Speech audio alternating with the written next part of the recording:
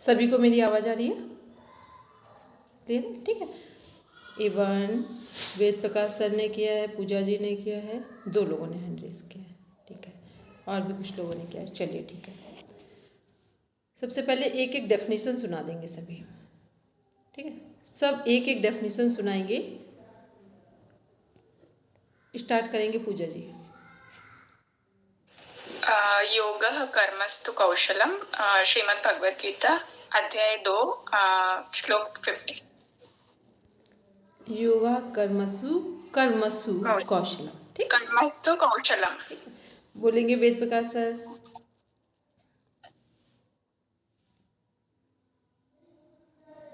समत्वम योग उच्यते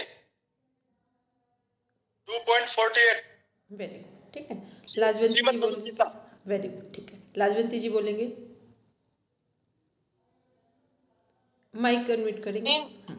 बोलेंगे। योगश्चित्त निरोध, चित्त वृत्ति निरोध, पतंजलि जी के अनुसार। नंबर कौन सा है ये? 1.2। Very good. ठीक है, 1.2 है। हनीशा जी बोलेंगे योग की एक डेफिनेशन। ये साथ में है तो ये बोल देंगे। हाँ, बोलेंगे बोलेंगे। उर्मी नाम है इसका। हाँ, योगः समाधि। किसके अनुसार है? महर्षि व्यास जी के। Very good. हनीशा जी बोलेंगे।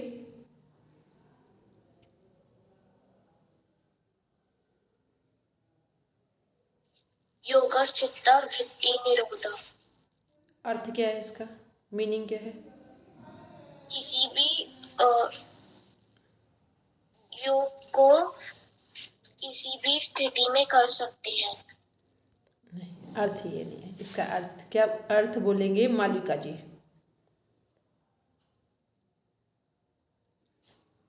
कौन सी मैडम? योग चित्त वृत्ति निरोधा जो सूत्र है, इसका हिंदी मीनिंग क्या है?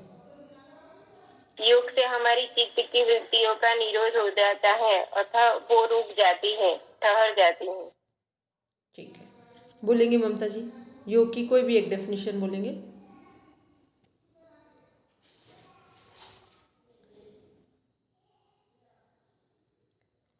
हेलो ममता जी। हेलो, हाँ जी, प्रणाम मैम। मैम, योग संसार सागर से पार होने की युक्ति का नाम ही योग है, योग वशिष्ठ के अनुसार। Very good. मानिक जी बोलेंगे कोई भी एक डेफिनेशन।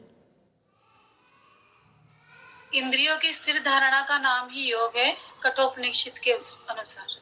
रिंकी जी बोलेंगे।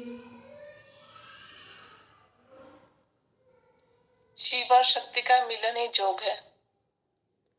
किसके अनुसार? नहीं पता। कौन बता सकता है किसके अनुसार ये डेफिनेशन है? रागे राघव के अनुसार। रागे राघव जी के अनुसार। ठीक है, चलिए। राजवीर जी बोलेंगे योग की एक डेफिनेशन। संपूर्ण जीवन ही योग है, महर्षि अरविंद के अनुसार। ठीक है, हेमलता मैम बोलेंगे कोई भी एक डेफिनेशन। जी मैम, नमस्कार।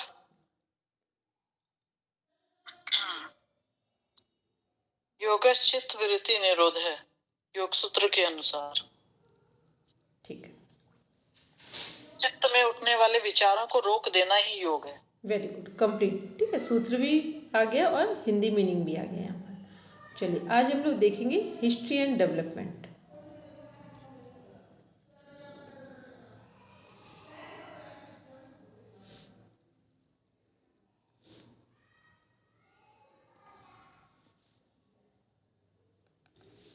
योग का जो हमारा हिस्ट्री क्या है और डेवलपमेंट, ये विकास कैसे हुआ है, इसके बारे में पढ़ेंगे। सबसे पहले हम लोग समझ लें, कल भी शायद हमने कुछ लाइंस इस क्लास में बोली थी, ये भी श्योर नहीं कह सकते क्योंकि वाईसी वो नेट जेआरएफ में भी यही चल रहा है अभी सिलेबस का कंटेंट। योग की शुरुआत या योग का शुभारंभ, सृष्टि का शुभारंभ, सृष्टि का जिस दिन से सृष्टि बनी है, योग, सृष्टि और वेद, ये तीनों एक ही साथ इनकी उत्पत्ति मानी जाती है, योग की, सृष्टि की और वेदों की। ठीक है, तीनों की उत्पत्ति का समय एक ही है।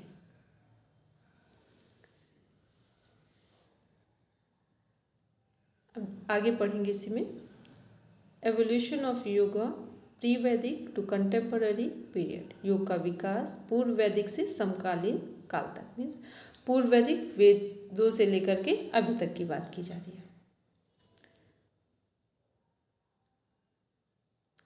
आधुनिक युग में योग का विकास क्रम। कौन पढ़ेगा इसको हिंदी? जिसकी हिंदी बढ़िया वो पढ़ेंगे। मालिका जी, मानिक जी पढ़ने जा रहे थे, पढ़ेंगे, फिर आगे भी किसी और को दे देंगे। ठीक, पढ़ेंगे मानिक जी। आधुनिक युग में योग का विकास क्रम, evolution of yoga in modern era. Bharat की प्राचीन विद्या योग अब धीरे धीरे पुनः पूरे विश्व में विस्तारित होने लगी है। एक समय था जब योग अरण्य, गुफाओं, कंदराओं, पर्वतों आदि तक सीमित था। इसके बाद योग राजघरानों एवं महिलाओं तक सीमित रहा, लेकिन अनेक महापुरुषों तथा योगियों के तप से योग आज एक आंदोलन बन चुका है। आधुनिक समय में महर्षि दयानंद, स्वामी विवेकानंद, महर्षि महेश योगी, स्वामी शिवानंद सरस्वती, माधव दास, स्वामी सत्यानंद सरस्वती, धीरेन्द्र ब्रह्मचारी, तिरुमलई कृष्णमाचार्य, महर्षि अरविंद, परमहंस योगानंद, स्वामी कुवलयानंद, महर्षि रमन, VKS अयंगार आदि ने योग को भारत में ही नहीं अपितु संसार के प्रत्येक शहर में योग विद्या को घूम घूम कर सिखाया। इन सभी योगियों ने योग को विज्ञान की कसौटी पर प्रमाणित कर अध्यात्म के साथ साथ आधुनिक तकनीकी के साथ प्रचारित एवं प्रसारित किया। इन सभी योगियों ने योग पर अनेक भाषाओं में सरल व्याख्या एवं चित्रों सहित पुस्तकों का लेखन कर योग की जटिलताओं एवं सूक्ष्मताओं को विश्व भर में सर्वसुलभ बनाया। इन सभी योगियों ने अपना संपूर्ण जीवन वैराग्य, तप, त्याग, देश प्रेम के साथ मानव कल्याण को समर्पित किया। इन्हीं योगियों के प्रयासों से आज विश्व में योग क्रांति आई है। वर्तमान में योग को भारत के घर घर में पहुंचाने का श्रेय किसी को दिया जाए तो निस्संदेह वो तपस्वी सन्यासी योगी बाबा रामदेव ही है। इनके वो माननीय प्रधानमंत्री श्री नरेंद्र मोदी के माननीय होगा, ठीक है, वह गलत माननीय प्रधानमंत्री श्री नरेंद्र मोदी के अथक प्रयासों से 21 जून अंतर्राष्ट्रीय योग दिवस घोषित हुआ। स्वामी रामदेव ने भारत एवं भारत से बाहर विभिन्न देशों में योग विज्ञान, ध्यान योग एवं योग चिकित्सकीय शिविरों के माध्यम से, मैम वो वर्ड नहीं अच्छे से दिख नहीं रहा, माध्यम से आम जन साधारण लोगों की बात, आम जन ग्रामीण लोगों से लेकर खिलाड़ियों, नेताओं, अभिनेताओं, बिजनेसमैन एवं शहरी लोगों का ध्यान योग की ओर खींचा और उन्हें योग के लाभों से अवगत करवाया। स्वामी रामदेव ने पतंजलि योग संस्था, आस्था व संस्कार चैनल, अनेक भाषाओं में प्रकाशित योग संदेश मासिक पत्रिका आदि के द्वारा योग को विश्व भर में लोकप्रिय बना दिया। स्वामी रामदेव के साथ साथ अन्य विश्व प्रसिद्ध आध्यात्मिक योगी श्री श्री रविशंकर, जगत गुरु जग्गी वासुदेव, स्वामी निरंजन सरस्वती आदि योग के विभिन्न आयामों को देश विदेश में सिखा रहे हैं। ये जो निरंजन है, इन्हीं को का पूरा नाम है निरंजनानंद, ठीक है।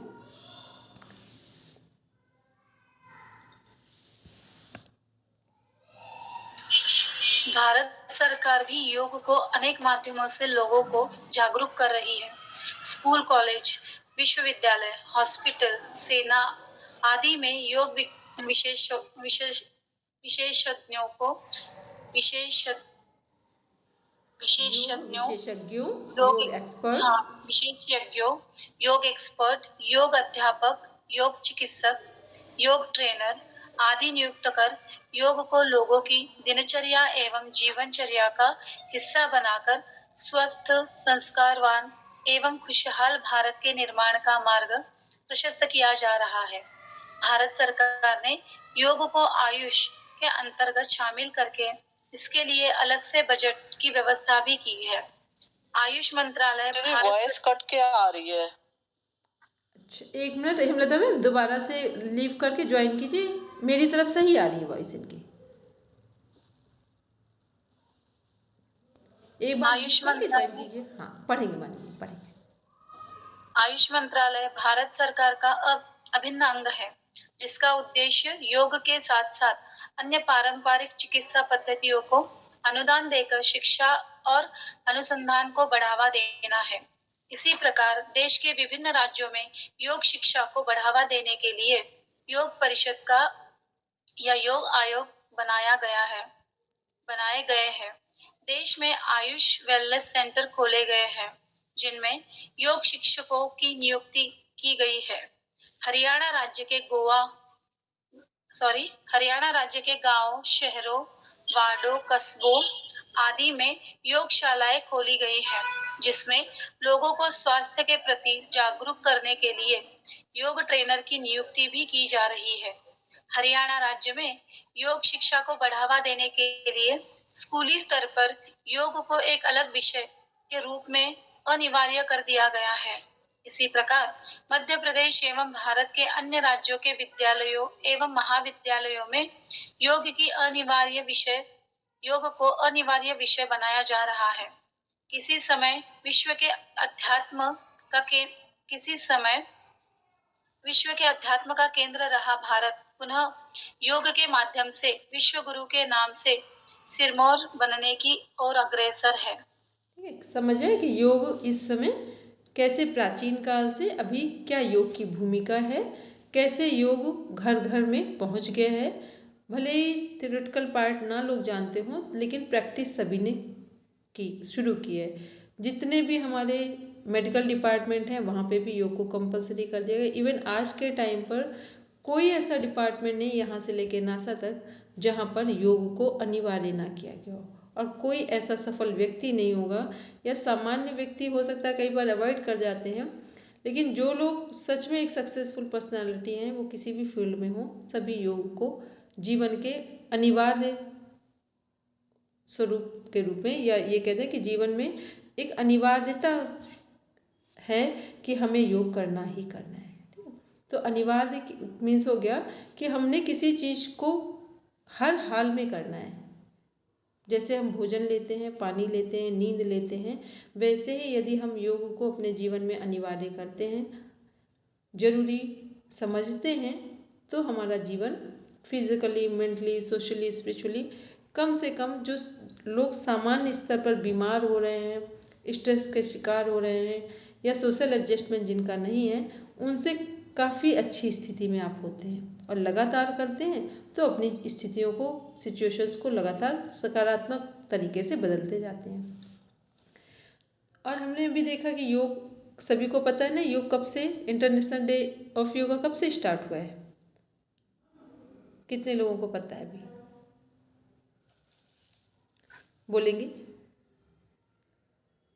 बोलेंगे मालिका जी? 21 जून। टाइम बोलेंगे? 21 जून हो गया। और 2014 बोलेंगे वेद प्रकाश सर? 2015, 21 जून 2015 से 2014 में 14 में प्रस्तावित हुआ था, ठीक है, लेकिन पूरा तरीके से जो अप्लाई किया गया है, जिसको सेलिब्रेट किया है, वो 2015 से है। फिर ये जो आयुष की बात कर रहे हैं, आयुष का फुल फॉर्म क्या है? ए से आयुर्वेदा, वाई से योग, यू से यूनानी, एस से सिद्धा, एस से होम्योपैथी। तो जो आप ये कोर्स पढ़ रहे हैं, ये आयुष डिपार्टमेंट से ही रिलेटेड है। जो आप पढ़ रहे हैं ये आयुष डिपार्टमेंट से ही रिलेटेड है। तो इसमें जो लोग, आप लोग जब क्वालिफाइड कर जाते हैं, तो इस समय लगभग सभी जगह ये कर दिया गया है कि जिन्होंने फर्स्ट लेवल किया है, सेकेंड, थर्ड, उनके अकॉर्डिंग वैकेंसीज निकल रही हैं और आप ज्वाइन कर सकते हैं। ठीक है, बोलेंगे हेमंत भैया कुछ कह रहे हैं? हेलो हेमंत भैया, मेरी आवाज आ रही है क्या ठीक से? अभी आ रही है हेमंत भैया। आप जैसे ओम भूर्भुवः स्वः किया था वैसे ही आवाज आ ही नहीं रही थी, फिर हम थोड़ी देर ब्रेक किया, फिर हमने कंटिन्यू कर दिया था। अभी तो अभी भी हेमंत भैया ब्रेक होकर आ रही है आवाज। चलिए कोई बात नहीं, कोई बात नहीं। तो हम लोग बात कर रहे थे कि जो हम पढ़ रहे हैं योग सर्टिफिकेशन बोर्ड के जो लेवल हैं 1 to 7, ये आयुष डिपार्टमेंट ही इसे कंडक्ट करा रहा है। फिर हम लोग ने एक और कॉन्सेप्ट देखा कि घर घर योग पहुंचाने में सबसे बड़ा श्रेय किसका है? बाबा रामदेव जी का है। ठीक है, घर घर योग, और सभी चीज़ें सबने की हैं। उनका जो एक संकल्प था कि घर घर योग पहुंचाना है पूरी दुनिया में, प्लस हर गली में एक स्वदेशी शॉप होगी। ठीक, तो वो उनका संकल्प बहुत पहले ही पूरा हो चुका है, बहुत पहले, आज से 10 साल पहले पूरा हो चुका है। ठीक है, अभी तो काम चल रहा है और अब तो आगे चीज़ें उनकी चल रही हैं, गुरुकुल वगैरह एक विश्व स्तर का बन रहा है, बहुत सारी अलग चीज़ें हैं, लेकिन ये इसमें जो श्रेय है वो स्वामी रामदेव जी का ही जाता है। इसके बाद जो हमारा नीचे लाइन है कि किसी समय अध्यात्म का केंद्र कौन रहा है? भारत रहा है, विश्व गुरु रहा है। तो विश्व गुरु का मीन्स होता है जहाँ पर बाहर के लोग आकर यहाँ से कुछ सीख कर जाते हैं, इसलिए विश्व गुरु कहा जा रहा है। समृद्धि के तौर पे भी और ज्ञान के तौर पे भी। ज्ञान, समृद्धि, ये सभी चीज़ें यहाँ की धरोहर रही हैं, जिसके कारण भारत विश्व गुरु कहा जाता था। और अब एक बार पुनः इसी ओर फिर अग्रसर है। अब हम लोग देखेंगे कि योग का जो कालखंड है, पीरियड ऑफ योगा, वो क्या है, पढ़ेंगे मालविका जी।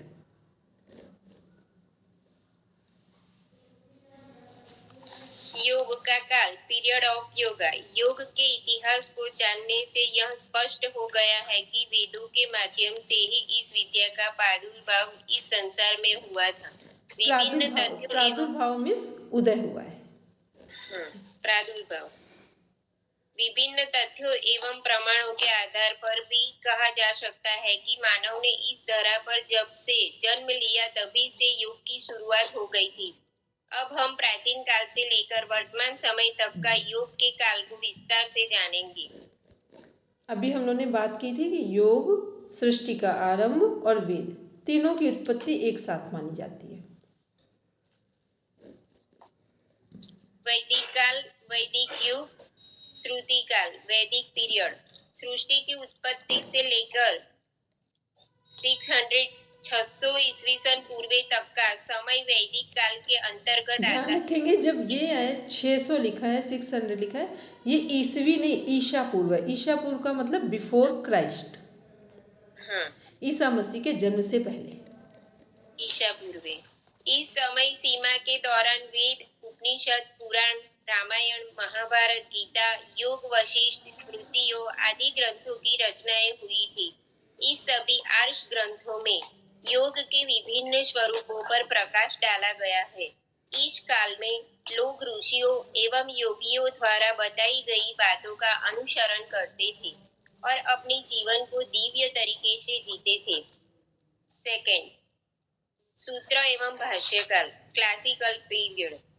600 ईसा पूर्व से 600 ईसा तक का समय योग पर 600 लिखे ईसा पूर्व से, एक मिनट रुकेंगे, वो ईशा पूर्व है बिफोर क्राइस्ट, और फिर 600 ये ईस्वी, ईस्वी का मतलब सेंचुरी जहाँ से स्टार्ट होती है। ठीक है,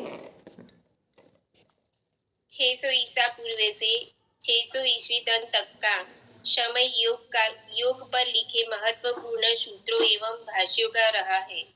इस काल के मध्य महर्षि पतंजलि ने योग की सबसे महत्वपूर्ण ग्रंथ योग सूत्र की रचना की थी। इसके बाद महर्षि व्यास द्वारा योग सूत्र पर सबसे पहला प्रसिद्ध व्यास भाष्य लिखा था।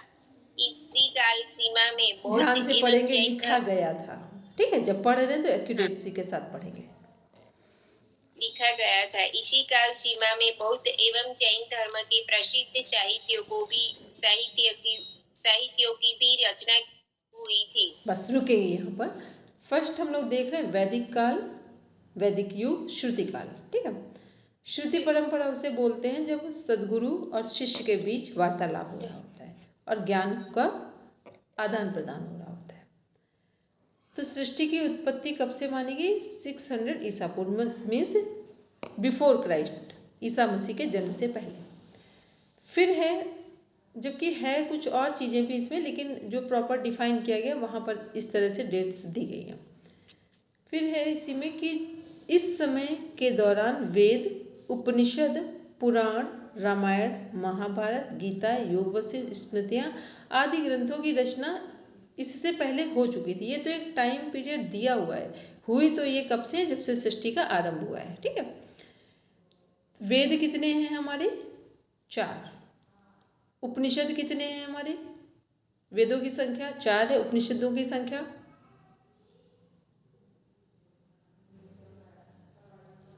11 टोटल 108।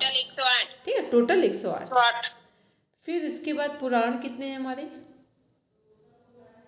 18 पुराण 18। ठीक है, अच्छा, अब इसमें एक जो ध्यान रखने वाली बात है उसको टच करेंगे। रामायण जो है ये कौन सी रामायण है? वाल्मीकि जी वेरी गुड, जो वाल्मीकि जी द्वारा रचित है वो रामायण है। और रामचरितमानस जो है वो किसका है? वो गोस्वामी तुलसीदास जी का है। फिर महाभारत सभी को पता है। फिर महाभारत से ही गीता एक कंक्लूजन के रूप में निकला हुआ है, ग्रंथ है। फिर योग वशिष्ठ है, महारामायण जिसे बोलते हैं। स्मृतियाँ हैं हमारी, मनु स्मृति, याज्ञवल्क स्मृति, इस तरह से आदि ग्रंथों की रचना हुई थी। तो ये सभी कब से इनको माना गया? इनका कालखंड वैदिक काल, फर्स्ट पीरियड। तो आपका क्वेश्चन पूछे जाते हैं आपके कि उपनिषद का कालखंड तो वेद है, यह वैदिक काल है, श्रुति काल है, जो ऊपर मेन लाइन दी हुई है, वर्ड्स दिए, वैदिक काल, वैदिक युग और श्रुति काल। फिर सेकंड है सूत्र एवं भाष्य काल। सूत्र किसके है? सूत्र में आता है योग सूत्र, योग दर्शन। ठीक है, सूत्रों में ब्रह्म सूत्र भी है, लेकिन ब्रह्म सूत्र उपनिषदों में कनेक्ट हो जाता है, वो यहाँ कनेक्ट नहीं होता है। तो यहाँ सूत्र एवं भाष्य काल का मीन्स हुआ जो योग दर्शन है, शुरू से लेकर अभी तक का सबसे प्रामाणिक ग्रंथ, वैज्ञानिक ग्रंथ, सरल तरीके से समझा जाने वाला जो ग्रंथ है वो योग दर्शन ही है, जिसमें योग सूत्र दिए हुए हैं। क्योंकि योग दर्शन, योग जो है हमारा ग्रंथ महर्षि पतंजलि द्वारा रचित है, ये क्वेश्चन आंसर के फॉर्म में है। एक सूत्र पूछा गया, उसके नीचे उसका आंसर है, मतलब एक सीक्वेंस बना हुआ है, किसके बाद क्या आएगा। इसलिए योग दर्शन को महर्षि पतंजलि का जो योग दर्शन, इसे बोला जाता है कि पूर्णतया योग दर्शन वैज्ञानिक, मनोवैज्ञानिक, आध्यात्मिक और व्यवहारिक ग्रंथ है। ये चारों चीज़ें एक साथ किसी ग्रंथ में हैं तो वो योग दर्शन है। इसके बाद इसी में है कि ये जो योग सूत्र, योग दर्शन ग्रंथ लिखा गया था, जिसमें 195 सूत्र हैं, इस पर पहली बार भाष्य किया गया। ये भाष्य किसके द्वारा किया गया? महर्षि व्यास जी के द्वारा। हेमंत भैया बोलेंगे? इसको अंग्रेजी में भी बता दीजिए, वैज्ञानिक, व्यवहारिक और वो वाला। ठीक है, तो ये क्या हुआ, मतलब कंप्लीटली साइंटिफिक है ग्रंथ हमारा। जो योग दर्शन है completely scientific, psychological based, behavioural based, then spirituality based. Means चारों आयाम जो 4 dimension, there are 4 dimensions covered just like a scientific, psychological, behavioral and spiritual। ये किसके संदर्भ में हमने बात की? योग दर्शन के संदर्भ में, जो योग दर्शन हमारा ग्रंथ है। इस योग दर्शन ग्रंथ की का जो भाष्य किया गया है, इस पर कमेंट्री लिखी गई है, वो किसने सबसे पहले बार की है? महर्षि व्यास जी ने। और सबसे अच्छी कमेंट्री मानी जाती है महर्षि व्यास जी की। अब बहुत सारे लोगों ने कर लिए, बहुत सारे लोगों ने भाष्य लिखे हैं, लेकिन फर्स्ट जो है वो महर्षि व्यास जी का है। फिर इसी कालखंड में जो नीचे हैं, बौद्ध एवं जैन धर्म के प्रसिद्ध साहित्यों की भी रचना की गई। बौद्ध धर्म में जो साहित्य लिखे गए पाली भाषा में, फिर त्रिपिटक वगैरह जो ग्रंथ थे, फिर साहित्य जैन दर्शन है, इनका भी साहित्य लिखा गया। इन दोनों में जो परंपरा थी जिसके साथ लोग कनेक्ट हुए इन दर्शन धर्मों में, तो बौद्ध का था विपश्यना मेडिटेशन और जैन धर्म का था प्रेक्षा ध्यान। इसके बाद देखते हैं योग का काल। मुनि जी कुछ पूछ रहे थे, आपने हैंड रेज किया था। नमस्ते डॉक्टर साहब, मैं ये कह रही थी मोक्ष का शास्त्र भी कोई माना जाता है योग दर्शन, ये कहना चाह रही थी। अच्छा ठीक है, ठीक है, योग को मोक्ष शास्त्र भी कहा जाता है, ये सही बात है, ठीक है। फिर नेक्स्ट है योग का काल। इसमें टीका में थोड़ा सा कुछ वो जो मात्रा है वो गलत है। टीका एवं वृत्तियों का काल, एक बार इसको देख लेंगे सभी लोग। टीका एवं वृत्तियों का काल पोस्ट क्लासिकल पीरियड 600 ईस्वी से 1200 ईस्वी तक का समय टीका एवं वृत्तियों का माना जाता है। इस काल सीमा में योग पर अनेक टीकाएं एवं वृत्तियां लिखी गईं। जैसे टीकाएं लिखी जाती हैं उसी तरह वृत्तियां भी लिखी जाती हैं। भोजदेव कृत राजमार्तंड वृत्ति, भावा गणेश कृत योग सूत्र दीपिका, रामानंद कृत मणि प्रभावती आदि योग सूत्र पर लिखी गई प्रसिद्ध वृत्तियां और टीकाएं हैं। आदि गुरु शंकराचार्य एवं रामानुजाचार्य का इसी समय सीमा में विशेष योगदान रहा है। बोलेंगे पूजा जी।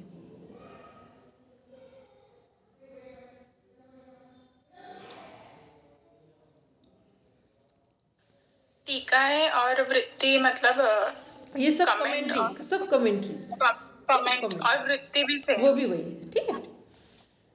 फिर इसमें देखिए ये जो भोजदेव, राजमार्तंड, भावा गणेश कृत योग सूत्र, ये सभी क्या हैं, सब जो योग सूत्र है, योग दर्शन बुक है, उसी पर सभी ने अपनी अपनी कमेंट्रीज लिखी हुई है।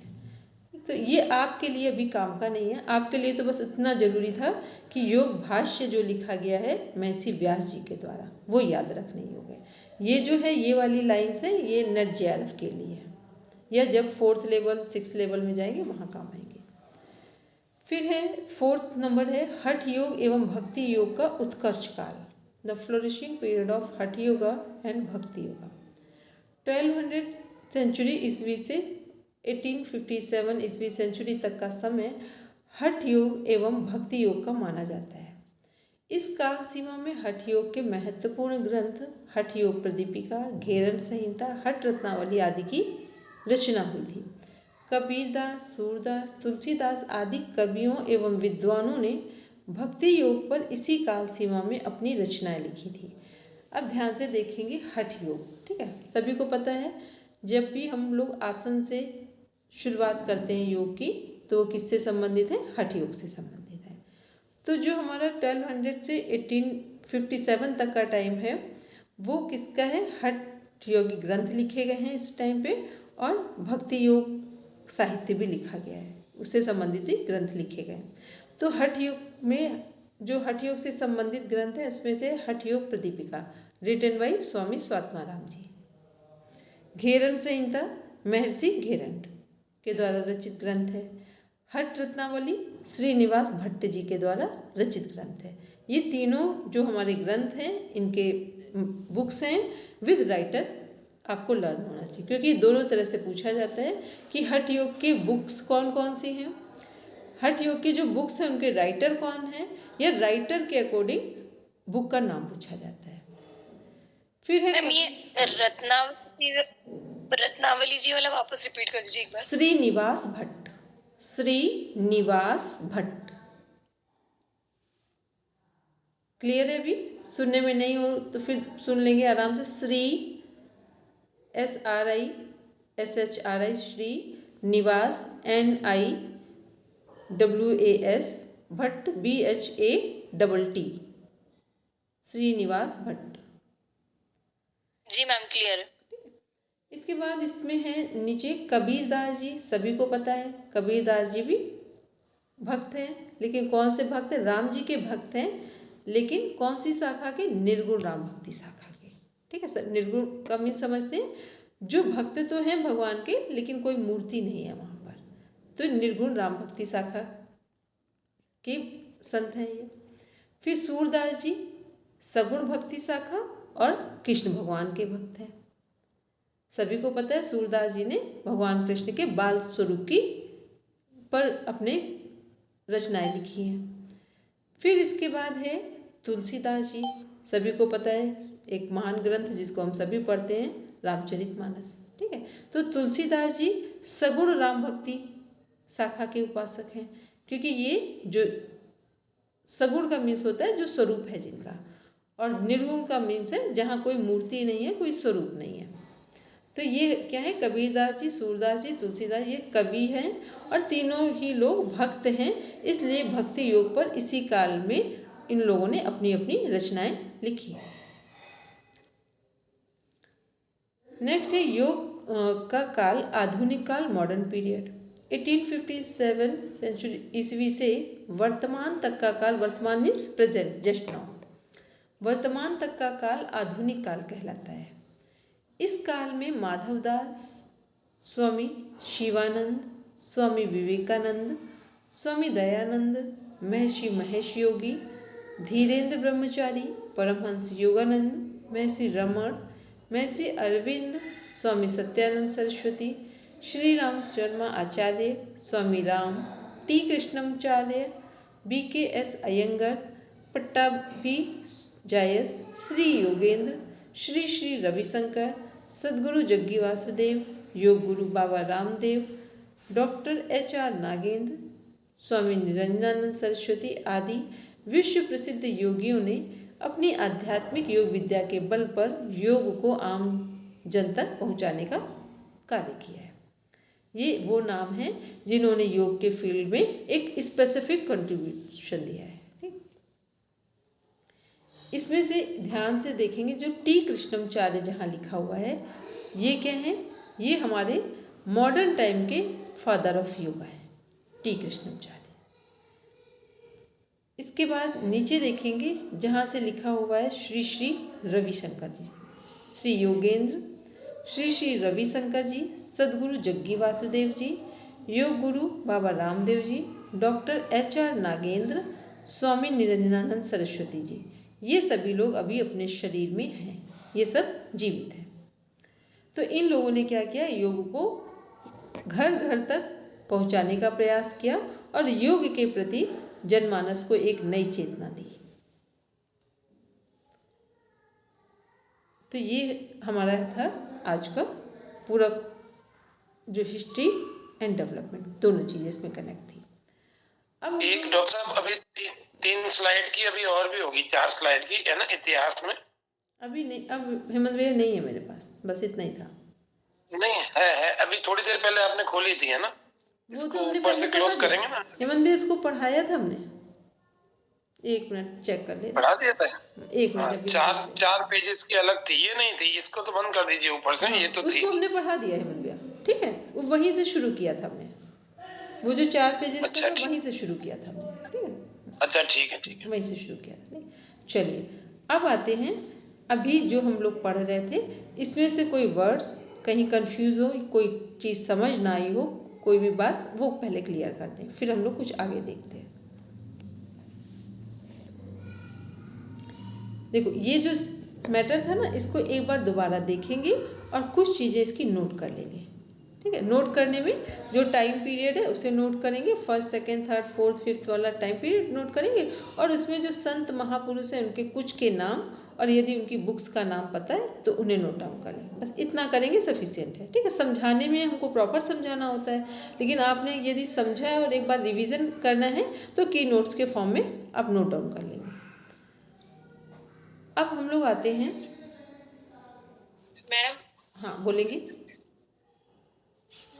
रामायण 2 लोगों ने लिखा, एक वाल्मीकि ऋषि ने और दूसरा रामचरितमानस तुलसीदास जी ने। रामचरित तुलसीदास जी, हाँ नहीं, वो रामचरितमानस है, वो रामायण है, ये ध्यान है, वो संस्कृत में है रामायण पूरी, ठीक है। वो जो रामायण है वो पूरा संस्कृत में है, ठीक है। हेमंत भैया ये कह रहे थे, देखिए जरा। हाँ जी यही वाला। ये कह रहे थे पहले नंबर से। इसको वैसे हेमंत भैया हमने पूरा पहले समझा नंबर दिया है, ठीक है, पूरा समझा दिया है इसको हमने फिर भी पढ़ा दीजिए एक बार, एक आध बार कि हो जाएगा। नहीं, हमें इसकी ज़रूरत नहीं, पूरा सेम रिपीट हो रहा है, अब नहीं करेंगे इसको, हम दूसरे ठीक है। कॉन्सेप्ट पे आते हैं, ठीक है। चलिए अब हम लोग देखते हैं इसके बाद हेमंत भैया गाइडिंग प्रिंसिपल ले रहे हैं, ठीक है। ठीक है, ठीक है। चलिए अब हम लोग देखते हैं योगाभ्यासियों द्वारा पालन किए जाने वाले मार्गदर्शन सिद्धांत। वो कौन कौन सी चीज़ें हैं जो जब हम लोग योग की प्रैक्टिस करते हैं तब हमें ध्यान रखना होता है। चलिए सबसे पहले देखते हैं आसनोपयोगी नियम। जब आसन करते हैं तो किन किन नियमों का पालन इसको करना है? फुल स्क्रीन कर दीजिए, फुल स्क्रीन कर दीजिए। हाँ? तो आसन करते समय, और आसन ही नहीं, जितना भी हम लोग प्रैक्टिकल पार्ट जब भी अप्लाई करते हैं, प्रैक्टिस करते हैं, तो उस समय किन किन चीज़ों का हमें, किन किन बातों का ध्यान रखना चाहिए। चलिए अब पढ़ेंगे ममता जी। जी मैम। समय आसन प्रातः और साय दोनों समय कर सकते हैं। यदि दोनों समय नहीं कर सकते तो प्रातःकाल का समय उत्तम है। प्रातःकाल मन शांत रहता है। प्रातः शौचादि से निवृत्त होकर खाली पेट तथा दोपहर के भोजन के लगभग 3 से 4 घंटे के बाद सायकाल आसन कर सकते हैं। 5 से 6 घंटे, 5 to 6। 5 से 6 घंटे के बाद सायकाल आसन कर सकते हैं। आसन करने से पहले शौच आदि से निवृत्त होना चाहिए। यदि कब्ज रहता है तो प्रातःकाल तांबे या चांदी के बर्तन में रखे हुए पानी को पीना चाहिए। उसके पश्चात थोड़ा भ्रमण करें, इससे पेट साफ हो जाता है। अधिक कब्ज हो तो त्रिफला चूर्ण सोते समय पानी से ले। प्रातःकाल उठकर आंवला एवं एलोवेरा जूस। क्या मैम हिंदी वाला ये नहीं आता। एक मिनट। अधिक कब्ज 4 चम्मच 4 चम्मच गर्म पानी में पीने से कब्ज, गैस, पाचन तंत्र के रोग, नेत्र रोग, धातु रोग दूर होते हैं तथा इम्यूनिटी बढ़ती है। स्थान स्वच्छ स्थान, शांत एवं एकांत स्थान आसनों के लिए उत्तम है। यदि वृक्षों की हरियाली के समीप बाग, तालाब या नदी का किनारा हो तो सर्वोत्तम है। खुले वातावरण एवं वृक्षों के नजदीक ऑक्सीजन पर्याप्त मात्रा में होती है जो स्वास्थ्य के लिए उत्तम है। यदि घर में आसन प्राणायाम करे तो घी का दीपक या गुगलू आदि जलाकर, गूगल होता है, ठीक है, गूगल होता है, हाँ, आदि जलाकर उस स्थान को सुगंधित करना चाहिए। ठीक है। देखो ये एकदम सामान्य सी चीज़ है, सभी को पता है कि जब भी हम लोग आसन या योग की प्रैक्टिस करें तो समय ध्यान में रखें। समय सुबह का समय सबसे अच्छा है। फिर बाई चांस करना है, आपको लगता है कुछ एडवांस आसन की प्रैक्टिस करनी या आसन नहीं कर पाए हैं, तो उस समय क्या करना है, उस समय हम जो शाम का समय है उससे पहले आसन का अभ्यास करेंगे। और दूसरा, जो दिन का हमने भोजन किया है उस भोजन के बीच में, भोजन और आसन करने के या योग की प्रैक्टिस करने के बीच में कम से कम 5 से 6 घंटे की गैपिंग हो। दूसरा क्या है कि आसन जब भी योग की प्रैक्टिस करें, केवल ये आसन के संबंध में नहीं, सभी योगिक प्रैक्टिसेस के संबंध में है कि जब भी हम योगिक प्रैक्टिस स्टार्ट करें तो हमें ध्यान रहे या ध्यान रखना चाहिए कि हमारा जो पेट है, पाचन तंत्र है, वो पूरी तरीके से क्लीन हो, पूरी तरीके से पाचन तंत्र की गंदगी हमारे शरीर से साफ हो गई हो। क्योंकि जब आपका पेट साफ नहीं होता है और आप योग के अभ्यास करते हैं तो धीरे धीरे आपको कब्ज की शिकायत बढ़ती चली जाती है, कॉन्स्टिपेशन बढ़ता चला जाता है। तो क्या होगा कि फिर जो आप योग के आपको लाभ मिलने चाहिए थे योग करने के, उससे आपको लाभ की बजाय नुकसान होना शुरू हो जाता है। तो इसीलिए यहाँ बोला गया है कि रात को त्रिफला चूर्ण ले सकते हैं जिनका पेट साफ नहीं होता है, और सुबह आंवला एलोवेरा का जूस ले सकते हैं ताकि आपको गैस्ट्रिक प्रॉब्लम्स ना हो, कॉन्स्टिपेशन की प्रॉब्लम्स ना हो। लेकिन फिर मेरी बात सब ध्यान रखें, ये जितने भी जूसेस हैं पीने वाले, जितने भी ये एनिमा वगैरह होते हैं, इनको बाई चांस में रेयर में तो यूज़ करना चाहिए, लेकिन डेली लाइफ में आप डाइट इतनी अच्छी लें फाइबर वाली कि आपका पेट नेचुरली साफ़ हो, तो आप ज़्यादा स्वस्थ रहेंगे। बजाय इसके कि जब आप जैसे इसमें लिखा है आंवला और एलोवेरा, इनका जूस आप लगातार ले रहे हैं, बजाय जब क्या करना है, जब भोजन कर रहे हैं तो वहाँ आंवले की चटनी ले ली। जब आंवला सीजनेबल नहीं आ रहा है उस टाइम पे आपको लेना हो तो ले लें, या फिर भोजन में इनकी जगह दूसरी चीज़ें शामिल कर लें। क्योंकि आपको यदि डेली आयरन कैल्शियम मिल रहा है, आयरन कैल्शियम फाइबर के साथ प्रॉपर इंटेक कर रहे हैं, तो आपको कब्ज होने के चांसेस ही नहीं है। क्योंकि जितना रेशेदार खुरदरा भोजन हम करते हैं उतना ही हमारे जो लार्ज इंटेस्टाइन है उस पर भोजन चिपकता नहीं है। दूसरा, लार्ज इंटेस्टाइन को हेल्दी रखने के लिए गाय का घी भोजन में अवश्य लें। यदि गाय का घी नहीं है तो कुछ और जो नेचुरल ऑयल हैं उन्हें ले सकते हैं, क्योंकि जब ऑयल आपके शरीर में सही मात्रा में जाता है तो जो बड़ी आंत है वहाँ पर गंदगी चिपकती नहीं है। फिर है स्थान स्वच्छ हो, एकांत हो, खुली हवा हो, या जहाँ सनलाइट भी आ रही हो, ये सब का ध्यान रखेंगे जब हम प्रैक्टिस करने जा रहे हैं। फिर भी यदि ऐसा ना हो तो क्या करना है, फिर अपने घर पे जहाँ जिस जगह पर हैं वहीं पर एक छोटा सा तुलसी का पौधा रखें, या जो गूगल वगैरह धूप है इनको जला लें, क्योंकि तुलसी का जो पौधा है वो 24/7 ऑक्सीजन देता है और उसे घर में रखना भी आसान है। एक छोटे से पॉट में भी तुलसी के पौधे को आप ग्रो करा सकते हैं, लगा सकते हैं, तो ये रख सकते हैं। और फिर गूगल धूप या दीपक जला सकते हैं ताकि जो वातावरण है घर का वो पवित्र हो जाए, और फिर प्राणायाम का अभ्यास करेंगे तो वो आपके लिए आपको एक सही रिजल्ट देगा। अदरवाइज क्या होगा कि आसन प्रैक्टिस आप बराबर कर रहे हैं और बीमार भी हैं, इसका मतलब कि जो ध्यान रखने योग्य बातें थी उन पर हमने ध्यान ही नहीं दिया। आगे पढ़िए।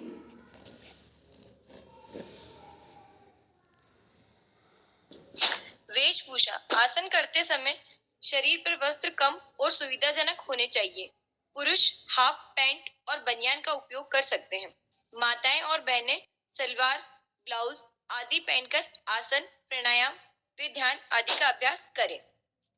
योगा अभ्यास एवं मात्रा। भूमि पर बिछाने के लिए मुलायम दरी, योग मैट या क्लब का प्रयोग या कंबल का प्रयोग करना उचित है। अपने सामर्थ्य के अनुसार व्यायाम करना चाहिए। आसनों का पूर्ण अभ्यास एवं एक घंटे में मध्यम अभ्यास 30 मिनट में तथा संक्षिप्त अभ्यास 15 मिनट में होता है।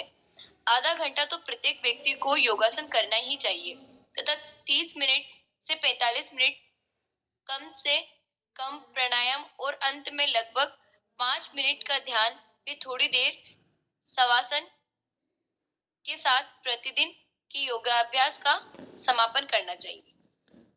ये हम लोगों ने देखा वेशभूषा मीन्स जो हम कपड़े पहन रहे हैं वो कॉटन के हों और कपड़े थोड़ा सा लूज हो। टाइट कपड़े पहनकर योग अभ्यास करेंगे तो हम जितना हमारे शरीर में बॉडी में जब स्ट्रेचिंग वाले जो आसन करते हैं वहाँ प्रॉब्लम्स आती हैं, तो उसके लिए हमारे लूज़ कपड़े और कॉटन वाले कपड़े सपोर्टिव हैं। दूसरा, लूज़ कपड़े पहनने से जो हमारे स्किन के सेल हैं या जो हमारे रोम छिद्र हैं वो प्रॉपर तरीके से ऑक्सीजन इंटेक कर पाते हैं।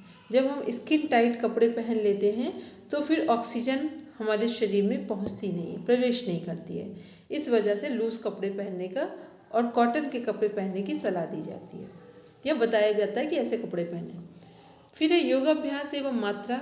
कम से कम यदि हमें स्वस्थ रहना है तो 1 घंटे योग अवश्य करें, नहीं कर सकते हैं तो आधे घंटे करें, और उतना भी नहीं कर सकते हैं तो 15 मिनट जरूर करें। और जब 15 मिनट भी योग ना कर पाएँ तो डॉक्टर के यहाँ जाने के लिए आराम से तैयार रहें, ठीक है। फिर वहाँ पर वो आराम से आपका वेलकम करेंगे, आराम से वहाँ जाइए, क्योंकि जब जो चीज़ें हम नहीं कर सकते तो फिर कोई ना कोई तो उसमें सपोर्ट करेगा ही होंगे, तो वहाँ पे फिर हमें जाना होगा। अब यहाँ पर जितने लोग हैं केवल एक बार ऑनेस्टी से हैंड रेस करें जो डेली 1 घंटे नियमित योग अभ्यास करते हैं, क्योंकि ये पढ़ने के लिए नहीं, ये हमें करने के लिए बात बताई जा रही है। जितने लोग हैं जो 1 घंटे डेली कर रहे हैं, ठीक है, कुछ लोग सुबह करते मेरे साथ तो उनका तो हो ही जा रहा है, और बाकी जो लोग नहीं कर पा रहे हैं वो कोशिश करेंगे, और जिनको टाइम का बहुत शॉर्टेज है तो वो कम से कम 15 मिनट योग की प्रैक्टिस डेली करेंगे। ठीक है, चलिए अब हम लोग शांति पाठ करेंगे। जो आज हम लोग ने पढ़ा उसका एक बार आप लोग रिवीजन करेंगे। अब मुनि जी टाइम हो चुका है, पहले हम शांति पाठ कर लें। ठीक है, ओम शांति शांति शांति, सर्वारिष्टसु शांतिर्भवतु। Now rub your palm, touch your eyes, then open your eyes. चलिए, सभी को प्रणाम, शुभ रात्रि। मुनि जी कुछ पूछ रहे थे तो पूछ लीजिए।